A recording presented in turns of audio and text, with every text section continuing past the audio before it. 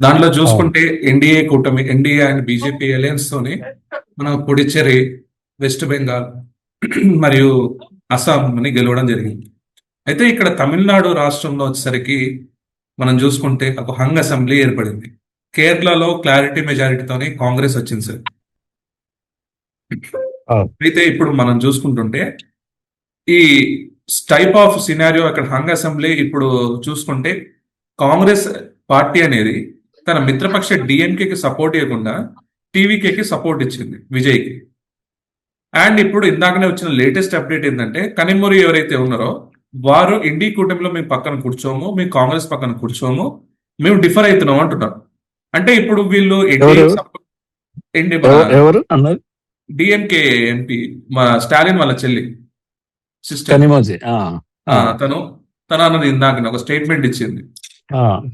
So ఇక్కడ మనం చూసుకుంటే సార్ ఇది సినారియో ఇట్లా నడుస్తుంది. దీని ఏమంటారు మీరు? ఎట్లా ఇప్పుడు అంటే నేషనల్ పాలిటిక్స్ ఆఫ్ ఇంట్రెస్ట్ తోని ఇప్పుడు తమిళనాడు బిందువుగా ఇది చేంజ్ అవుతుందా? డిఎంకే ఏమైనా ఎన్డీఏకి సపోర్ట్ చేస్తుందా?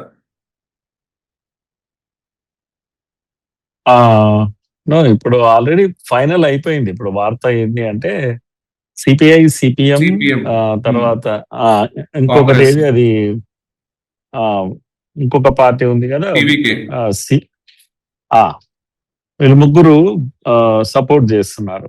ఓకే. ఆ, కనుక ఇంకా ఇప్పుడు సివికే వచ్చేసరికి నంబర్ వచ్చేసింది. మ్యాజిక్ ఫిగర్ వచ్చింది. ఎందుకంటే మ్యాజిక్ ఫిగర్ వచ్చేసింది. ఇప్పుడు 4:30కి గవర్నర్ కలుస్తున్నాడు. రేపు ఫామ్ అవుతుంది, గవర్నమెంట్ ఫామ్ అయిపోతుంది. ఓకే. కనుక అది ఇప్పుడు అవుట్డేటే అయిపోతుంది మనకు. ఓకే. కాకపోతే అది అది డిస్కస్ చేయొచ్చు మనం. ఏది ఆ కాంగ్రెస్ సడన్ మిత్రపక్షం. గా ఇప్పుడు ఈరోజు అనౌన్స్మెంట్ వచ్చింది. ఈయనది స్టాలిన్ అనౌన్స్మెంట్ ఏంటంటే మా యొక్క కూటమి ఇది ఈ రోజుతో తెగదెంపులు అయిపోయింది, మేము ఇండి కూటమిలో ఇక నుంచి లేము అని ప్రకటించేశారు. Okay sir. కనుక కాంగ్రెస్ యొక్క వ్యవహారం ఎలా ఉంటుంది, ఆ ఓడమల్లన్న బోడమల్లన్న అంటాం కదా, అవును. అటువంటి టైప్ ఉంటుంది అనేది అది కొంత విమర్శించవచ్చు. ఇండి కూటమి బలపడకపోవడానికి కారణము కాంగ్రెస్ ఉన్నటువంటి పదవి వ్యామోహము, ఆ స్నేహం స్నేహము స్నేహితులను గౌరవించడము, తన కష్టాల్లో కూడా కలిసి ఉండడం లాంటివి ఉండవు కాంగ్రెస్. ఏ తొక్కల కమిట్మెంట్స్ ఉండవు కనుక అది మనం విమర్శించవచ్చు, కొద్దిగా కాంగ్రెస్ ను అటాక్ చేయొచ్చు, ఆ లైన్ తీసుకోవచ్చు. కాకపోతే మీరు అన్నట్టు ఓవరాల్ ఈ 5 రాష్ట్రాలను మనం ఒకసారి చిన్నగా రివ్యూ చేస్తే సరిపోతుంది మొత్తం కదా. అవును సార్. అట్లా చేద్దాము. అయితే ఇప్పుడు మేజర్ ఫ్యాక్ట్ ఏంటంటే సార్ ఇక్కడ మనకి చూస్తుంటే నాట్ ఓన్లీ డిఎంకే, అక్కడ పినరాయి విజయన్ కూడా సేమ్ ఇదే విధంగా అక్కడ సిపిఐకి సిపిఐఎం కి కూడా హ్యాండ్ ఇచ్చింది కాంగ్రెస్. అయితే ఇక్కడ మెల్లగా కేరళలో మనం చూసుకుంటే ఇక్కడ సౌత్ లో వచ్చేసరికి ఒక ఆంధ్రప్రదేశ్ తప్ప మిగతా అంతా కాంగ్రెస్ కబంధ హస్తాల్లో వెళ్ళిపోయింది ఇప్పుడు ఈ రోజుతోనే. అంతే కదా. అవును, అవును. సో ఇంకా సౌత్ అనేది, సౌత్ సౌత్ రీజియన్ అనేది డేంజర్ లో ఉందని నేను అంటున్నాను. మీరేమంటారు సార్? అనొచ్చు, డేంజర్ అని కాదు కానీ ఆ మొత్తానికి అంటే వీళ్ళ కూటమి, ఎన్డీఏ కూటమి ఫెయిల్ అయింది అనొచ్చు మనం. ఓకే. సౌత్ ను ఇప్పటికి కూడా ఆంధ్రాలో పవర్ లో ఉంది ఎన్డీఏ, పాండిచ్చేరిలో ఉంది, గోవాలో ఉంది, సౌత్ లో ఈ విధంగా ఉంది. కర్ణాటక రేపో మాపో మళ్ళా ఎన్డీఏకు రాక తప్పదు. కనుక తెలంగాణ బలంగా ఉంది. కనుక ఇంకా భవిష్యత్తే లేదు అనే పరిస్థితులు గతంలో ఉండేటివి. ఇప్పుడు ఒక్క తమిళనాడు తప్ప అన్ని రాష్ట్రాల్లో భవిష్యత్తే కనిపిస్తుంది. కనుక ఇప్పుడు లేకపోవచ్చు కానీ అలా మాట్లాడినప్పుడు ఎన్డీ కూటమి యొక్క భవిష్యత్తు మొత్తం నార్త్ క్లోజ్ అయిపోతుంది. తరతరాలుగా తమ కంచుకోటలు అనుకున్నటువంటి బీహార్, పెద్ద రాష్ట్రాలు, బీహార్ కానీ ఉత్తరప్రదేశ్ కానీ అయితే మధ్యప్రదేశ్ కానీ ఇటువంటి పెద్ద రాష్ట్రాలన్నిటినీ శాశ్వతంగా వదులుకున్నారు. బెంగాల్ ఎప్పుడో వదులుకున్నది కాంగ్రెస్. అలా కంప్లీట్ ఇవి మావి కావు అని కూడా అనుకుంటుంది. ఒరిస్సా ఉంది ఉదాహరణకు, వాళ్ళే ఎప్పుడైనా కూడా 30 ఏళ్ళు 40 ఏళ్ళు వాళ్ళే పరిపాలించారు. ఓకే. అలా ఒక 40-50 ఏళ్ళు పాలించిన రాష్ట్రాలను కాంగ్రెస్ వదులుకున్నది. మాకేం సంబంధం లేదన్నట్టు కూడా వ్యవహరిస్తుంది. ఎవరో ప్రాంతీయ పార్టీలు వాళ్ళు చూసుకుంటారు. ఓకే. అయితే వాళ్ళకు ఊరట ఏంటి అంటే దక్షిణంలో కాస్త ప్లేస్ దొరికింది వాళ్ళకి. సొంతంగా 2 రాష్ట్రాలు ఉన్నారు. మిగతా వీటిలో ఇప్పుడు 3వ రాష్ట్రం కూడా వచ్చేసింది కేరళ వచ్చేసింది. కదా. కేరళ కేరళ కూడా కూటమే, సొంతం కూటమి. కాదు, కూటమే అది కూడా. ఉమ్. కనుక పర్వాలేదు. ఏమంటాము, ఒక ఊరట వాళ్ళకైతే. అది అట్లా విశ్లేషించవచ్చు మనం. ఓకే సార్, మెయిన్గా ఇప్పుడు మనం చూసుకుంటే మన ఈశాన్య రాష్ట్రాలని విడదీద్దామని చెప్పేసి ఏదైతే కుట్ర పన్నారో, బంగ్లాదేశీ కానీ పాకిస్తానీ కానీ ఉమ్. ఇంకా అదర్ కంట్రీస్ ఏదైతే కన్నారో, ఈ వెస్ట్ బెంగాల్ రిజల్ట్స్ తోని ఒక మంచి రెస్పాన్స్ అని చెప్పుకోవచ్చా? ఇక్కడ మనకి ఆ బార్డర్ అనేది ఇప్పుడు సురక్షితం అని చెప్పుకోవచ్చా? నేను ఏమంటున్నా అంటే కాంగ్రెసే ఒక ఇర్రెస్పాన్సిబుల్ పార్టీ దేశంలో. ఓకే. తన పవరే చూస్తున్నది కానీ దేశం యొక్క భవిష్యత్తు, దేశ భద్రత వీటిని ఎన్నడూ పట్టించుకోలేదు. ఉదాహరణకు అప్పీజ్మెంట్ ఉంటది. ఎంత అప్పీజ్మెంట్ ఉంటది అంటే ఎవరైనా రావచ్చు, ఎవరైనా పోవచ్చు. బంగ్లాదేశ్ మాకు ఓట్లేసే వాళ్ళైతే మాకు ఇంకేం కావాలి అంతకన్నా, అది బంగ్లాదేశ్ లో అయితే ఏంది, ఇండియన్ అయితే ఏంది, ఓటేసే వాళ్ళు కావాలి అని బార్డర్స్ అన్ని కూడా ఇలా వదిలేసి ఎందుకు అస్సాం, బీహార్, ఇవి బెంగాల్ ఇవన్నీ ఇలా ఎందుకు అయ్యాయి? సో అట్లా దేశంలో కూడా ఇంటర్నల్ గా కూడా ఉదాహరణకు మొన్న వక్ఫ్ ఆస్తుల విషయంలో ఉంటుంది, అలా వదిలేస్తుంది. యూసీసీ ఉంది, చట్టం చెప్పింది కదా, రాజ్యాంగం చెప్పింది, సుప్రీంకోర్టు చెప్పింది, కానీ కాంగ్రెస్ తీసుకురాదు. 370 ఉంది, మొదటి నుంచి కూడా తొలగించాలి, తాత్కాలికం మాత్రమే ఉంది, కానీ తొలగించదు. అంటే దేశం పటిష్టం అవుతుంది అనే పనులు ఏవి కూడా కాంగ్రెస్ ఇంకో 100 ఏళ్ళైనా చెయ్యదు. ఇప్పుడు అదేంది పిఓకే ఉంది, మన యుద్ధం ముగిస్తే పిఓకే ఎందుకు తీసుకోలేదని అడుగుతారు. పిఓకే ఎందుకు ఇచ్చారు మీరు? ఎందుకు ఇచ్చారు అంటే మీరు ఇచ్చే పని తెచ్చే పని వెళ్ళదా ఏమన్నా?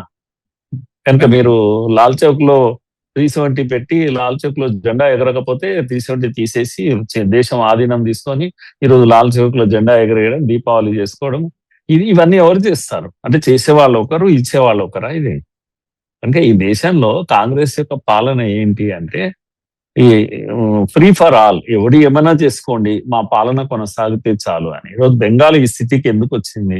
మీరు పవర్ గెలిస్తే కూడా చంపేస్తారు వాళ్ళు, చంపేస్తారు అంతే. గెలిచినా సరే ఓడినా సరే సీఎం పిఏ అయితే ఏంటి, సీఎం అయితే సీఎంనే మేము చంపాలనుకున్నాం. ఇంత దుర్మార్గమైన రాజకీయాలు ఇవన్నీ ఎందుకు వచ్చాయి బెంగాల్లో? ఎవరు పెంచి పోషించారు? కమ్యూనిస్టులు వీళ్లే కదా. మీరు కనుక బెంగాల్ చూసినట్టయితే నేను చదివిన 27 ఏళ్ళు కాంగ్రెస్ పరిపాలించింది, 34 ఏళ్ళు సిపిఎం పరిపాలించింది, 15 ఏళ్ళు మమతా బెనర్జీ 15 ఏళ్ళు పరిపాలించింది. మొత్తం ఇంత పీరియడ్ లో అంటే సుమారు 60 ఏళ్ళు 70 ఏళ్ళ పీరియడ్ లో బెంగాల్ యొక్క GDP Bengal production 30% of the country యొక్క ప్రొడక్షన్ బెంగాలే ప్రొడ్యూస్ చేసేది. ఇండస్ట్రియల్ గ్రోత్ అట్లా ఉండేది, 30% ఉండేది. ఇప్పుడు 3% పడిపోయింది. అంటే ఆ నుంచి 30 నుంచి 3 వరకు తెచ్చారు వాళ్ళు. అంత ఉత్పత్తి జరిగేది బెంగాల్. అట్లాగే ఇది ఉంటుంది కదా, మనం దాన్ని ఏమంటాము, ఒక్కొక్కరికి పర్ క్యాపిటల్ ఇన్కమ్ లో ఇండియాలో 3rd ప్లేస్ లో ఉండేది బెంగాల్ పర్ క్యాపిటల్ ఇన్కమ్. ఈరోజు 24వ ప్లేస్ పోయింది రాష్ట్రాల ర్యాంకింగ్ లో.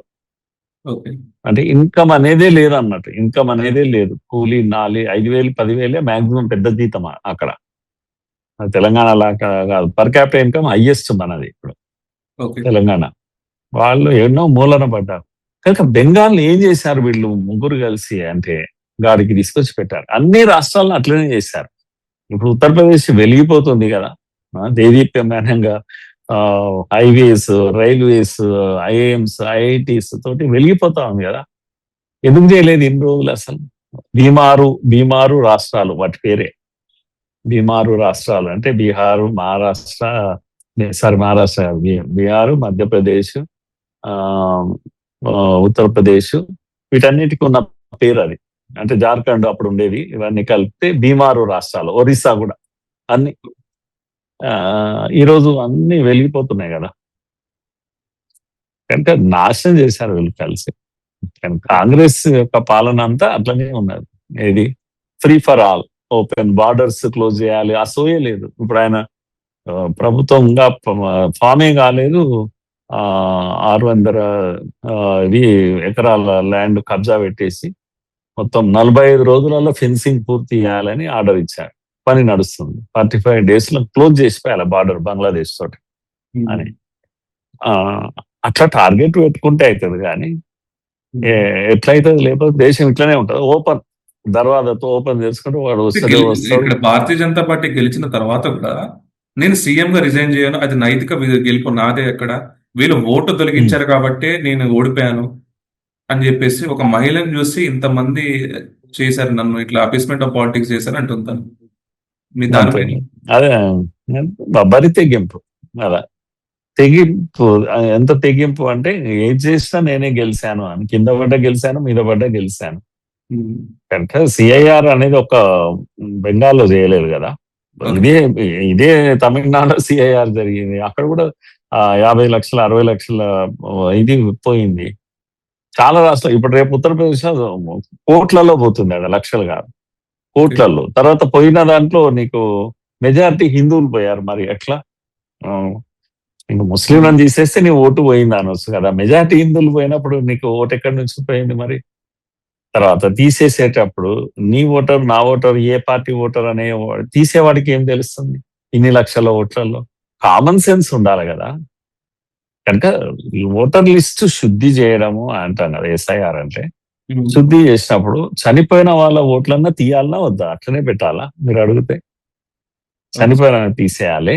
నేను ఇక్కడ నుంచి ఎక్కడికో ట్రాన్స్ఫర్ అయింది వెళ్ళిపోయినాను, లేకపోతే ఇంకో దగ్గరికి ఉద్యోగానికి వెళ్ళిపోయాను, ఇలాంటి ఎన్నో ఉంటాయి కదా, అవన్నీ తొలగించాలి కదా. ఎలక్షన్ కమిషన్ యొక్క పని కదా అవి.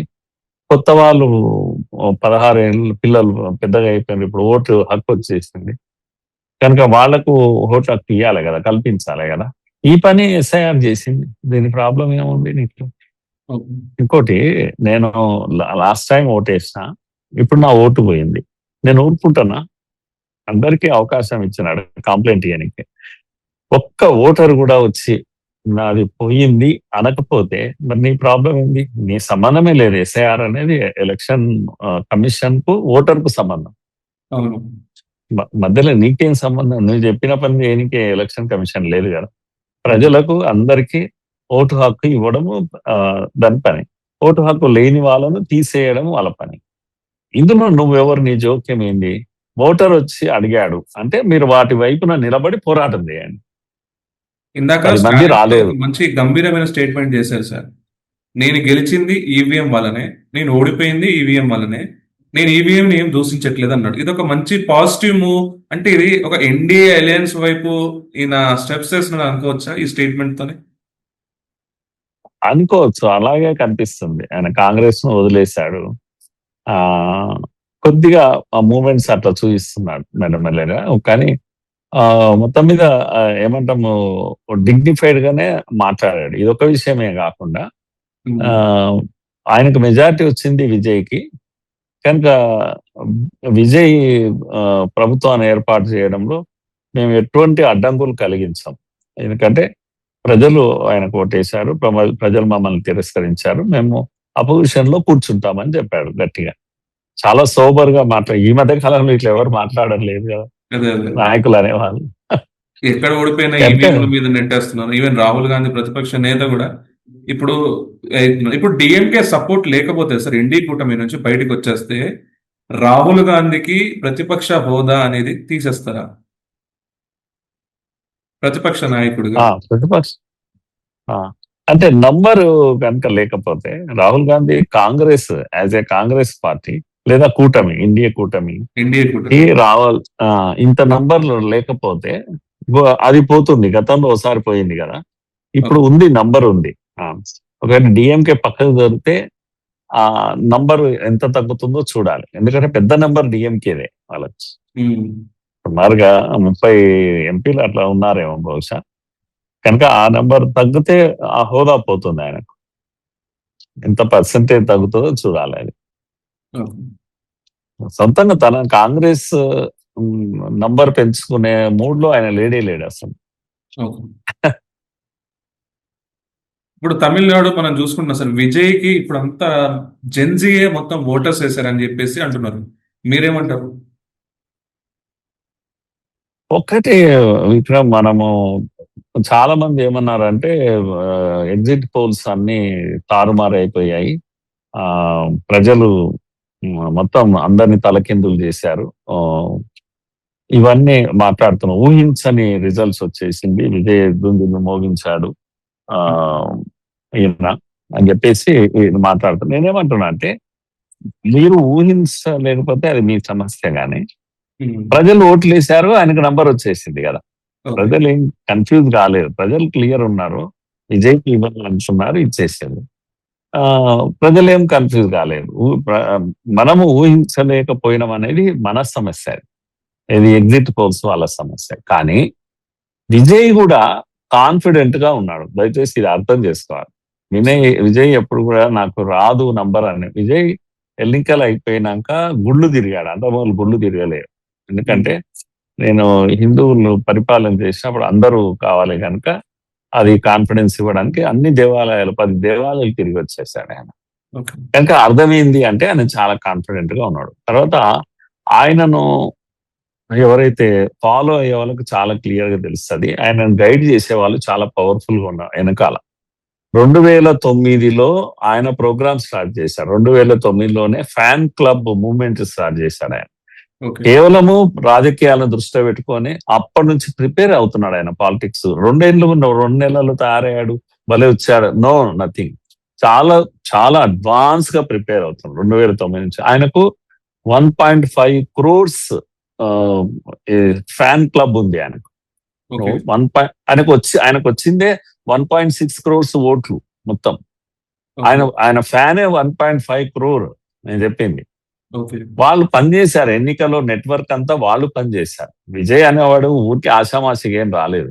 మీరు కనుక చూస్తే లాస్ట్ 3-4 years లో సినిమాలన్నీ కూడా పొలిటికల్ హీరో ఈ రాష్ట్రానికి వచ్చేస్తున్నాడు మీ నాయకుడు అనే సినిమాలు తీశాడు ఆయన. ఎట్లయితే ఎన్టీ రామారావు కూడా మన దేశం అని ఏదో అటువంటివి కొన్ని సినిమాలు తీశాడు రాబోయే ముందు. వీళ్ళు అలా చాలా మంది సినిమా యాక్టర్లు స్క్రీన్ పైన ప్రజలకు ప్రత్యక్షం అవుతూ ఉంటారు. అట్లా ఈయన ముందు నుంచి ప్లాన్ చేశాడు. సినిమాలన్నీ మీరు అబ్జర్వ్ చేయండి, నేను వచ్చేస్తున్నాను మీ మధ్యకి అన్నట్టుగానే చేశాడు. ఇంత ప్లాన్ జరుగుతుంటే మొన్న వచ్చాడు, నిన్న వచ్చాడు, కుట్టేశాడు అంటే అమాయకంగా మన అమాయకత్వం ఒకటి. వచ్చాక ఆయన ఎప్పుడైనా పార్టీ రాజకీయాలకు ఏ టైంలో వచ్చింది, timing is very important. NT Rama Rao వచ్చిన టైమింగ్ కనుక చూస్తే, రాహుల్ గాంధీ వచ్చి మళ్ళా తెలుగు ప్రాంతాల్లో ముఖ్యమంత్రులను ఇజ్జత్ తీసి అంజయ్యను ఇక్కడ ఎయిర్పోర్ట్ లో తిడుతూ మీడియా ముందర తిడుతూ పోతుంటే ఆయన చేతులు దండం పెట్టుకుంటే ఆ ఫోటోలు అన్ని ప్రజల ముందుకు వచ్చినాయి. తర్వాత ఒక పదం ఉండేది ఎప్పుడు కూడా, హైకమాండ్ అనేది ఒక పదం, సీల్డ్ కవర్ లో ముఖ్యమంత్రి పేరు వచ్చేది. ఇంకొస్తుంది సీల్డ్ కవర్ వస్తుంది అని, అంటే తెలుగు వాళ్ళ ముఖ్యమంత్రి ఎక్కడి నుంచి వస్తాడు అంటే సీల్డ్ కవర్ లో వస్తుంది. సో ఇలా అవమానాలు పాలైపోయి పరువు తీస్తున్న సమయంలో ఎన్టీ రామారావు కరెక్ట్ గా ఎంటర్ అయ్యాడు. ఎప్పుడు 40 ఏళ్ల కాంగ్రెస్ విరక్తి ఉన్నప్పుడు వచ్చి తెలుగు వాళ్ళ ఆత్మగౌరవం అని చెప్పేసి సీల్డ్ కవర్ లో కాదు, మన ఓట్లు మనం వేసుకోవాలి అని చెప్పేసి ఆయన చెప్పాక అయిపోయింది, రివర్స్ వచ్చేసింది. కనుక టైమింగ్ ఈజ్ వెరీ ఇంపార్టెంట్. చాలా ఎదురు చూస్తున్న టైంలో ఎన్టీ రామారావు వచ్చాడు. ఇప్పుడు కూడా విజయ్ వచ్చాడు కదా, 10 years యాంటీ ఇన్కంబెన్సీ ఉన్న టైంలో వచ్చింది. ఎందుకు లాస్ట్ టైం నేను ఎలక్షన్ లో రాలేదు, అప్పటికి అంత యాంటీ ఇన్కంబెన్సీ లేదు ఆయనకు, స్టాలిన్. ఇప్పుడు బాగా ఉంది, స్టడీ చేసి వచ్చాడు, ఊరికే రాలేదు ఆయన. తర్వాత వచ్చాక ఇప్పుడు పరిస్థితి ఏంటంటే డిఎంకే నుంచి ఓటర్స్ అన్నా డిఎంకే వేయాలి, అన్నా డిఎంకే నుంచి డిఎంకే వేయాలి, ఇది కదా అక్కడ నడుస్తున్నది. ఇది జయలలిత చనిపోయి బలహీనంగా ఉండి అన్నా డిఎంకే అసలు ఉందా లేదా అనే పరిస్థితిలో ఉన్నప్పుడు వచ్చాడు. వచ్చి డిఎంకే విసుగు చెందిన ప్రజలు అన్నా డిఎంకే వేద్దామని పోతే మధ్యలో ఈయన హీరో వచ్చి నిలబడ్డాడు, నేనున్నా కదా మీ వాడిని అని. ఆ దెబ్బకు ఓట్లన్నీ తన డబ్బలోకి నెట్టేసుకున్నాడు. అక్కడ పోవాల్సిన యాంటీ ఇన్కంబెన్సీ తన వైపు తెచ్చుకున్నాడు. ఓకే. తర్వాత ద్రవిడ రాజకీయాల నుంచి ప్రజలను దూరం చేయడానికి టీవీకే అంటే తమిళ వెట్రిగా అని చెప్పేసి పెట్టుకున్నాడు కదా, తమిళ్ సెంటిమెంట్ అని పెట్టాడు. అక్కడ ద్రవిడ తీసేశాడు కానీ తమిళ్ పెట్టాడు. ఎట్లయితే తెలుగుదేశం తెలుగును అడ్రస్ చేసిందో, అవును. తెలంగాణ టిఆర్ఎస్ తెలంగాణను అడ్రస్ చేసిందో, లోకల్ సెంటిమెంట్ ను ఈయన కూడా తమిళ్ అని పెట్టాడు. ఎన్ని ఉన్నాయి ఇలా చెప్తూ పోతుంటే విక్రమ్, అంటే అంత వ్యూహాత్మకంగా ఎవరూ లేరు ఈ మధ్య కాలం. అంత పట్టుబట్టి ఆయన, మనమంతా సోయి లేకుండా ఆయనకి ఏమొస్తాయి, 10-20 వస్తే 20 వస్తే కింగ్ మేకర్ అవుతాడు కానీ కింగ్ ఎట్లకి వెళ్ళి అవుతాడు అనుకున్నారు. ఆయన కింగ్ కొరకే ప్రిపేర్ అయ్యాడు. కింగ్ మేకర్ కొరకు కాలేదు. ప్రశాంత్ కిషోర్ ఏమైనా పర్సంటేజ్ ఇస్తారా సార్ ఆయనకి, వెయిటేజ్ ఏమైనా? ప్రశాంత్ కిషోర్ వెయిటేజ్ ఇస్తారా దీంట్లో? ఆయన ఎలక్షన్ మూమెంట్ లో కూడా అప్పుడు బీహారీ, తమిళనాడులో ఒక బీహారీ ధోనిని పెట్టుకున్నారు, ఇప్పుడు నన్ను కూడా పెట్టుకుంటారు బీహారీ. ఇక్కడ మళ్ళీ ఇంకో ప్లేయర్ వచ్చింది అనుకుంటే చెప్పిండు మొన్న ఒకసారి ఇంటర్వ్యూలో కూడా. అయితే ఆయన సలహాలు, ఆయన ఇవి ఉన్నాయి వెనకాల కనుక తప్పకుండా ఆ కృతజ్ఞత ఉంటది. కానీ మంచి అడ్వైజే మొత్తం మీద సక్సెస్ అయ్యాడంటే కొంత నంబర్ తక్కువ పడ్డది అంతేగాని ఆ నెంబర్ కూడా వస్తుందని ఆయన ఊహించాడు. ఎవరు ఊహించారు? ఒక్క కంపెనీ వాళ్ళు మనం ఇప్పుడు విజయము, ఇప్పుడు గవర్నమెంట్ ఫార్మేషన్ చూస్తున్నాం కానీ ఇక్కడ టీవీకే విజయ్ కొన్ని పథకాలు పెట్టింది సార్, స్కీమ్స్ అనేది పెట్టింది. అది ఆచరణకి ఆమడు దూరంలో ఉంటుందని చెప్పేసి డిఎంకే పార్టీ స్టాలిన్ గారే చెప్తున్నాం. 6 నెలలు ఈయన చెప్పిన పథకాలు, అంటే మేము ఇచ్చిన పథకాలని ఉంచుకుంటూ, ఆయన మేము ఇస్తే ఇచ్చుకోలే కానీ మేము చెప్పే ఏదైతే మేము ఇస్తున్న పథకాలని ఆపొద్దని చెప్తున్నాడు. అంటే ఈయనకి ఆమడు దూరంలో నిజంగా అంత ఆర్థిక, ఇప్పుడు కాసు బంగారం అని ఏదైతే రేవంత్ రెడ్డి ఇక్కడ తులమంటాడు, అక్కడ కాసు 8 గ్రాముల బంగారం అని చెప్పాడు. ఇట్లా నిరుద్యోగ వృత్తి ఇవన్నీ చెప్పుకుంటా పోయాడు. ఫ్రీ బైస్ ఘోరంగా, మంచి జెన్జీ పొలిటీషియన్ వచ్చి కూడా ఇంకా ఫ్రీ బైస్ ఈయన కూడా అలవాటు చేస్తుంటే, అంటే ఈ ఆచరణకు అమలయ్యే హామీలేనా ఇవి? అంటే తమిళనాడులో ఫ్రీ బీస్ కు అలవాటు పడ్డ సమాజం అది.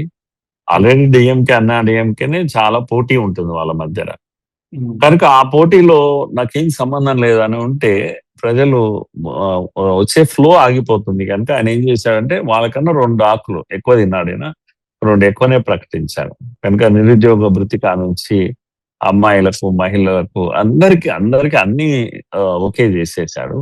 చాలా కష్టం. ఇప్పుడున్న దాంట్లో ఆయన పైగా ఆయనకు అనుభవ శూన్యం.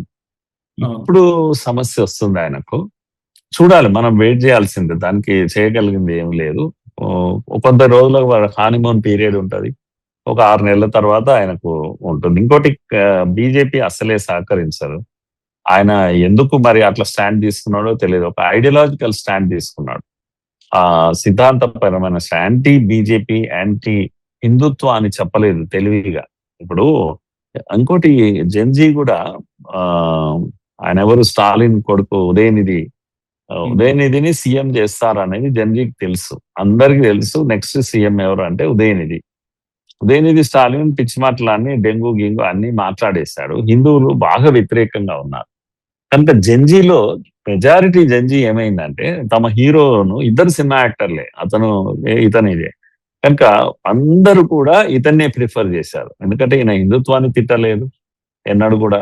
సినిమాలో కూడా పెద్ద సినిమా హీరో ఇతను కనుక ఉదయనిధికి ఒక్కరు లేకుండా అయ్యారు. ఆ విధంగా వ్యతిరేకత కూడా వచ్చింది డిఎంకే పట్ల. ఉదయనిధి మాటలు కూడా వ్యతిరేకత వచ్చాయి. అలా జెన్జీ అంతా దాన్ని డిఎంకే పైన వ్యతిరేకంగా తీసుకొచ్చిన అన్నమలేని భారతీయ జనతా పార్టీ దూరం చేసింది. అన్నమలై ఒకవేళ రేస్ లో ఉండుంటే ఇంకా ఈ సినారియో అనేది వేరే ఉండేది అని చెప్పేసి మన నెట్టింట్లో అందరూ మాట్లాడుకుంటున్నారు దీని గురించి. మీరేమంటారు సార్? అవును, జెన్జీ కొంచెం ఇప్పుడు ఇటు విజయ్ వైపు వెళ్ళిన జెన్జీ కొంచెం అప్పటికి అన్నమల వైపు కూడా కొంతమంది ఉండేది. ఇప్పుడు జెన్జీ మొత్తం అటు విజయ్కి షిఫ్ట్ అయింది అంటున్నారు. మీరేమంటారు దీని మీద? షిఫ్ట్ అయ్యారు, కళ్ళ ముందు కనపడ్డది కదా. జెన్జీ మొత్తం షిఫ్ట్ అయిపోయింది. 3 యువకులు, ఉదయనిధి గాని, విజయ్ గాని, ఆయన కానీ, 3 యువకుల్లో అందరూ వన్ సైడ్ వచ్చేసారు, విజయ్ సైడ్ వచ్చేసారు చివరికి వచ్చేసరికి. కొంత డివిజన్ ఉండేది. ఆయనతో హిందూ పదాలు వ్యతిరేకంగా తిట్టడం వల్ల అక్కడి నుంచి షిఫ్ట్ అయ్యారు. అసలు అన్నామలై సీన్ లో లేకపోయేసరికి వాళ్ళు కూడా షిఫ్ట్ అయ్యారు. అంతా కలిసి వచ్చింది విజయ్కి చెప్పాలంటే. నేను అనుకుంటున్నాను పొరపాటు ఎక్కడుంది మరి అన్నామలై విషయంలో అంటే కేంద్రము బీజేపీ యొక్క కేంద్రం వాళ్ళు దక్షిణాది రాష్ట్రాల యొక్క మనోభావాలను అర్థం చేసుకోవడంలో ఫెయిల్ అయ్యారు.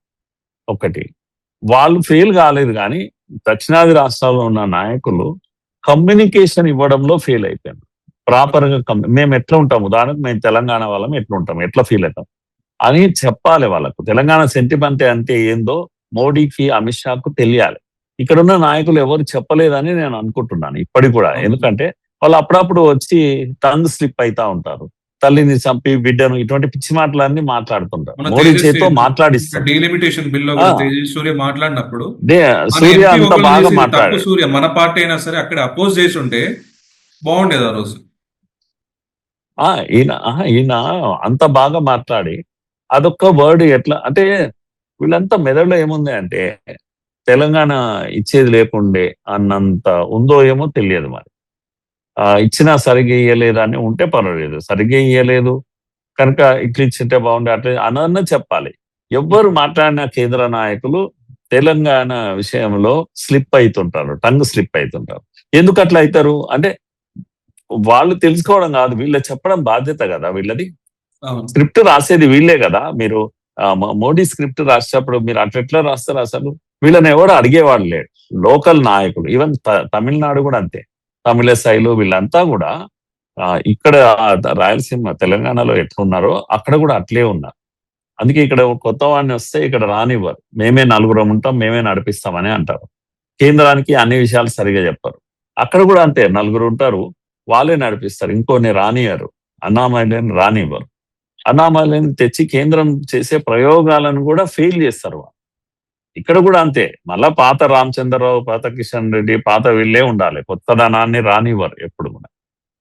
అయినా సరే మేమే ఉంటాం, మాకు ఎవరొద్దు అనేటువంటిది వీళ్ళు మాట్లాడతారు. ఈటెల రాజేందర్ లేకపోతే ఇంకెవరో డీకేఆర్ వీళ్ళు పెద్దవాళ్ళు బయట నుంచి వచ్చారు, కొత్త వాళ్ళు వస్తే వాళ్ళకి ప్లేస్ వీళ్ళు ఇవ్వనివ్వరు, మేము ఉన్నాం కదా అని అంటారు. సంజయ్ గారి టర్మ్ ఆల్రెడీ చూసాం, బండి సంజయ్ గారు ఎంత అగ్రెసివ్ వెళ్ళింది అప్పుడు. కరెక్ట్ ఎలక్షన్ మూమెంట్ తీసేశారు, అప్పుడు తీసేశారు. అంటే ఇక్కడ ఉన్న దుర్మార్గులు అక్కడికి సమాచారం అట్లా ఇస్తున్నారు, వాళ్ళని ఫెయిల్ చేస్తున్నారు కేంద్రం వాళ్ళు. సేమ్ ఇక్కడ కూడా అంతే, తమిళనాడులో కూడా అన్నామలైని తెచ్చి వాళ్ళు ప్రయోగం చేశారు. అన్నామలై అనేవాడు ఒక టైగర్ కర్ణాటకలో, దొంగలకు దోపిడీ చేసే కర్ణాటకలో పనిచేశాడు కదా ఐపీఎస్ ఆఫీసర్ గా. చేసినప్పుడు పెద్ద పెద్ద దుర్మార్గులు దోపిడీ చేసే వాళ్ళకు, హంతకులకు ఒక పెద్ద సింహస్వప్నం. అటువంటి పోలీస్ ఆఫీసరు ఆయన ఎవడైనా బుద్ధిన్నవాడు వచ్చి తమిళనాడులో వచ్చి బీజేపీలో చేరతారా? నువ్వు రాజకీయాలు కావాలంటే తెలివైన వాడు ఎవడైనా బీజేపీలో చేరతారా? ఏం చేయమన్నా నువ్వు అన్నా డిఎంకే ఉంది, డిఎంకే ఉండే కదా ఆప్షన్స్, అక్కడ చేరితే నువ్వు ఫ్యూచర్ ఉంటాయి కదా. కానీ ఆయన ఎందుకు చేరింటాడు ఇక్కడ? బహుశా ఏ మోడీనో పైన ఎవరినో చూసి సిద్ధాంతం కాబట్టి ఉంది కనుక చేరాడు. నీకు ఆ మట్టి మనిషి అక్కడ లోకల్ గా పుట్టి పెరిగినోడు, అంత ఫెరోషియస్ ఉన్నాడు, నువ్వు పాదయాత్ర చేస్తుంటే జనం అంత బ్రహ్మరథం పడుతున్నటువంటి వాడిని తీసుకుపోయి కుప్ప చేసి పక్క గులబెట్టావు కదా. ఆయన కంటెస్ట్ కూడా చేయలేదు ఎన్నికల్లో. ఎందుకు అట్లా అవుతుంది అంటే టికెట్ లేదు, ఆయన కూడా తీసుకోలేదు, ఇంకా అవసరం లేదని తీసుకోలేదు. కానీ నేనేమంటున్నా అంటే స్థానిక నాయకులు దుర్మార్గులు ఉంటారు. మేము 30 ఏళ్ళ ఇండస్ట్రీ, 50 ఏళ్ళ ఇండస్ట్రీ అనేవాళ్ళు, వాళ్ళు ఇచ్చే బ్రీఫింగ్ అట్లా ఉంటారు. వాళ్ళు కళ్ళకు బయర్లు కమ్ముతాయంట. కేంద్రం వాళ్ళకు ఏం తెలియనియరు. పర్టికులర్ గా వాళ్ళకు భాషా సమస్య ఉంటుంది. ఇప్పుడు ఎవరో సునీల్ బన్సల్ అంటే ఆయన జనరల్ సెక్రటరీ, ఆయన ఏడికి వస్తుంటాడు పోతుంటాడు. పోయినప్పుడు ఆయనకి వచ్చిన ఒక రోజు 2 గంటలు 3 గంటలు ఉంటే ఏమర్థమైతే భాషనే అర్థం కాదు. మిగతా చెప్పాలి, వాళ్ళు చెప్పినవి కరెక్ట్ చెప్తారా అంటే కొన్ని దాస్తారు, కొన్ని చెప్తారు, వాళ్ళకి అర్థం కాకుండా చేస్తారు. కనుక ఏం చేయలేని స్థితి ఇక్కడ ఉన్న ఆయన ఎవరిని మంత్రి శ్రీనివాసును పంజాబ్ పంపించేసాడు. ఎందుకంటే అన్ని తెలుస్తాయి కదా, లోకలోడు ఉంటే ఉండనియరు వాళ్ళని. ఇది సేమ్ మొత్తం దక్షిణ భారతంలో ఇదే సమస్య ఉంది. వాళ్ళు వేరే ఏర్పాటు చేసుకోవాలి. చేసుకుంటే వీళ్ళకి భవిష్యత్తు ఉంటది. లేకపోతే వీళ్ళని నమ్ముకుంటే ఇక్కడున్న నాయకులను కేంద్రము ఎన్నడూ కూడా దక్షిణాదిని వాళ్ళు రూల్ చేయలేరు. Okay sir. నాకు ఇంకా నీ కేరళలో అక్కడ మురళీధరన్ లాంటి వాళ్ళు, లేకపోతే ఆయన వచ్చారు కదా, అధ్యక్షుడు ఉన్నాడు ఇప్పుడు, ఆయన తర్వాత కొందరు వాళ్ళు నడిపిస్తున్నారు అక్కడ కేరళలో. అందుకే కనీసం 4 సీట్లు వచ్చినాయి ఈసారి, మొదటిసారి అక్కడ గెలవడం ప్రారంభించారు. మంచిది కొద్ది, ఎందుకంటే అక్కడ లోకల్ నాయకులు, బయటి వాళ్ళు ఉన్నారు, లోకల్ వాళ్ళు ఉన్నారు, కలిసిపోతున్నారు, ప్రాపర్ ఇన్ఫర్మేషన్ ఇస్తున్నారు. అమిత్ షా చాలా తెలివైన వాడు ఉండొచ్చు, కానీ మనం సమాచారం కరెక్ట్ ఇస్తే దాని మీద ఆయన గేమ్ ప్లే చేస్తారు. చేస్తారు. సో అక్కడనే ఫెయిల్యూర్ అంతా కూడా. Okay sir. కర్ణాటక ఉదాహరణకి యడియూరప్ప ఉన్నాడు. యడియూరప్ప ఉన్నందుకు గెలిచారు, యడియూరప్ప పోయినాక ఓడిపోయారు మళ్ళీ. సార్ ఇప్పుడు మనం చూసుకుంటుంటే సౌత్ రీజియన్ ఇప్పుడు రెజిమ్ చేంజ్ ఇప్పుడు మళ్ళీ ఇక్కడ, ఎందుకంటే కాంగ్రెస్ కబర్న హస్తాల్లో ఉంది. ఇప్పుడు ఈ రెజిమ్ చేంజ్ చేయడానికి ఇక్కడ మళ్ళీ ఇక్కడ హర్డల్స్ కానీ ఇలాంటివి మనకి జరుగుతాయని నేను అనుకుంటున్నాను. మీరేమంటారు? ఇప్పుడు సౌత్ మొత్తం ఇక్కడ మనకి సౌత్ లో, ఇప్పుడు సౌత్ రీజియన్ మొత్తం ఇప్పుడు కాంగ్రెస్ కబర్న హస్తాల్లోనే ఉన్నట్టే కదా. ఈ regime change, south India north India అనే రెజిమ్ చేంజ్ మళ్ళీ ఇక్కడ తీసుకొస్తారని నేను అనుకుంటున్నాను. మీరేమంటారు? వీళ్ళు తెస్తారు, ఆ ఇష్యూని తీసుకొస్తారు. కానీ ప్రజెంటేషన్ చేసేటప్పుడు నేను అనుకుంటా మోడీ మామూలుగా చేయడప్పుడు ఆయన ఆ ప్రయోగం పార్లమెంట్ లో చేసిందే అందుకొరకు. ఆయన ఓడిపోతున్నాడని తెలియదా? పార్లమెంట్ లో నంబర్ లేదని తెలుసు, అన్ని తెలుసు. ఎందుకు చేశాడు అంటే అది ప్రూవ్ చేయనికేనే. ఇప్పుడు అంతకన్నా బెస్ట్ ఆప్షన్ లేదురా. లేకపోతే రాజ్యాంగ సంక్షోభం వస్తుంది. రాజ్యాంగం ఏం చెప్తుంది? 10 ఏళ్లకోసారి ఎంతనో అది ఉంది కదా, నియోజకవర్గాల పునరేకీకరణ చేయాలి అన్నప్పుడు జనాభా ప్రాతిపదికనే చేయాలి. జనాభా నార్త్ లో పెరిగింది, సౌత్ లో తగ్గింది. అందరూ చెప్పేది అది, లెక్కలు కూడా అదే చెప్తున్నాయి. కనుక 76 తర్వాత, 1976 తర్వాత, అంటే ఇప్పటి వరకు కూడా జనాభాను చూసి, కళ్ళు తెరిచి చూసి, జనాభాకు తగ్గట్టు ఒక్కొక్క నియోజకవర్గాన్ని సెట్ చేయాలి అని ధైర్యమే సరిపోతలేదు. 25 ఏళ్ళు అప్పుడు ఇందిరాగాంధీ చేసింది, ఇంకో 25 ఏళ్ళు వాజ్పేయి చేశారు. కనుక నియోజకవర్గాల మార్పు అనేది జరగడమే లేదు కదా. చేయాలన్నా 50 ఏళ్ళు అయినాక కూడా చేయకుండా ఉంటారండి. అట్లనే మళ్ళీ ఇంకో 25 ఏళ్ళు మోడీ రాశాడు అనుకో, అంటే అదే 534 ఎంత ఉన్నాయి సీట్లు కదా, అదే సీట్లతోటి మనము ఇంకో 25 ఏళ్ళు ఉంటామా? ఏదైనా మీనింగ్ ఉందా దాంట్లో? అంటే ఇప్పుడు 30 లక్షలు 40 లక్షలు ఒక్కొక్క ఎంపీ అంటే ఎంత పెద్దది అవుతుంది అసలు? ఒక ఎంపీ అనేవాడు ఎప్పుడైనా పోగలుగుతాడా ప్రజల దగ్గరికి? కనుక నేనేమంటున్నా అంటే ఏదో ఒక ఉపాయం కనుగొని నియోజకవర్గాలను పెంచాల్సిందే. పెంచినప్పుడు చట్టం ప్రకారం పెంచితే తగ్గుతున్నాయి. సౌత్ ఇండియాలో సీట్లు పెరగడం ఇచ్చిపెట్టండి, తగ్గుతున్నాయి. ఉన్నదాటికన్నా పెరిగితే కూడా 1-2 పెరుగుతున్నాయి. కొన్ని రాష్ట్రాలకేమో తగ్గుతున్నాయి. అదే నార్త్ ఇండియాలో నీకు విపరీతంగా పెరిగిపోతాయి. మా ఉత్తరప్రదేశ్కు, బీహార్కు, మధ్యప్రదేశ్కు అన్నిటికీ కూడా బాగా పెరుగుతాయి. మరి దానికన్నా అందరికీ సమానంగా పెరిగే ఒక అవకాశము మోడీ గారు మొదలుపెట్టారు. 50%, అంటే మీ దగ్గర 20 సీట్లు ఉంటే 20లో 50 ఎంత అంటే 10 కదా. కనుక 20లో 10 పెరిగితే 30 అవుతాయి. మీకు అందరికీ పెరుగుతాయి. అంటే అర్థమైంది, ఇప్పుడు ఉన్నంతనే ఉంటాయని లెక్క. రేషియో ఎంత అవుతుంది? అందరికీ సమానంగా పెరుగుతాయి. ఇప్పుడు రేపు మోడీ ఉన్నారు కనుక ఉత్తరప్రదేశ్, బీహార్లో వాళ్ళు లొల్లి చేయరు. వాళ్ళ పార్టీ కనుక, వాళ్ళ పార్టీ నిర్ణయించింది కనుక నోరు మూసుకున్నారు. రేపు రోజు లోకల్ పార్టీలు వస్తాయి అనుకో. ఇదే ములాయం సింగ్ యాదవ్ అబ్బాయి ఉన్నాడు కదా, ఆయన ఎవరు, లేకపోతే లల్లు ప్రసాద్ కొడుకున్నారు కదా, వీళ్ళే గొడవ పెడతారు రేపు. వాళ్ళు కనుక పవర్లోకి వస్తే అట్లెట్లా చేస్తారు? మాకు జనాభా ఎక్కువ ఉంటుంది, మా నెంబర్ పెరగాల్సిందే, చట్టబద్ధంగా కూడా సుప్రీంకోర్టుకి పోతే కూడా వాళ్ళనే కరెక్ట్ అంటారు. మరి అప్పుడేం చేస్తారు మీరు అని అంటున్నా. మోడీ ఒక ఆఫర్ ఇచ్చాడు, అందరికీ సమానంగా పెంచేటువంటి ఆఫర్ ఇచ్చాడు. ఇచ్చినప్పుడు మీకు సమస్య ఏముండే అప్పుడు? ఉత్తరప్రదేశ్కి ఏమో అంత అయితే మాకు తక్కువ అవుతాయి కదా అంటే ముందు నుంచి అంతనే పెట్టారు కదా మీరు. ఇంకా నయ్యేమో వాజ్పేయి రాష్ట్రాలను విభజించి జార్ఖండ్ లేకపోతే ఛత్తీస్గఢ్ ఇవన్నీ విభజించినందుకు తగ్గింది కానీ లేకపోతే మీరు పెట్టింటే ఈ రోజు దేశం కన్నా ఎక్కువ ఉంటుండే ఉత్తరప్రదేశ్. మీరే కదా నెహ్రూ పీరియడ్ నుంచి పెట్టుకుంటూ వచ్చారు కదా, అంత పెద్ద రాష్ట్రాలను పెట్టి ఉత్తరప్రదేశ్ లో పవర్లు ఉన్నాడు, కేంద్రంలో పవర్లు ఉంటాడు. ఇంతకుముందు నుంచి అట్లనే జరిగింది. మరి చేసింది మీరు, తిట్టేది ఎవరిని తిడుతున్నారు? అటువంటిది మోడీ యూపీ, బీహార్ అన్ని తన చేతిలో పెట్టుకొని మీతో సమానంగా మాత్రమే పెంచనింకే. అంటే మీకేమో తగ్గాలి, వాళ్ళకి పెరగాలి చట్టమేమో. అట్లా కాదు, మీకు పెరిగితే వాళ్ళకి పెరుగుతుంది, అందరికీ సమాన నిష్పత్తిలో పెరుగుతుంది. అలాంటి ప్రపోజల్ పెట్టినప్పుడు ఎంత గొప్ప అవకాశం. ఎందుకు జయప్రకాష్ నారాయణ మాట్లాడుతున్నాడు? అది అంది వచ్చిన అవకాశాన్ని మీరు నోటికాడి కూడిని వదులుకున్నారు అని అన్నాడు ఆయన. జయప్రకాష్ నారాయణకి తెలుసు కనుక అన్నాడు ఆయన. వీళ్ళేమో ఎట్టి పరిస్థితి ఆపాలి, అంతే. ఆపాలి కనుక ఆపారు. రేపు మోడీ వచ్చే ఎన్నికల్లో ఊరూర తిరిగి చెప్తాడు ఇదే విషయం. వీటమే ఇట్లా చేసింటే కదా, ఎందుకు వద్దన్నారు వీళ్ళు? సౌత్ కు లాభం అవుతుండే కదా మేము చేసింది, మేము ఇంకో రకంగా చేయమని చెప్పండి వీళ్ళని అని చెప్తాడు. మహిళా బిల్లు కూడా వచ్చేసేది కదా దెబ్బకు, అన్ని వచ్చాయి కదా. దక్షిణ భారతానికి మీరు నాశనం చేశారు అని చెప్తాడు ఇప్పుడు ఆయన. అప్పుడు ఉంటది ఇంకా మజా అంతా కూడా.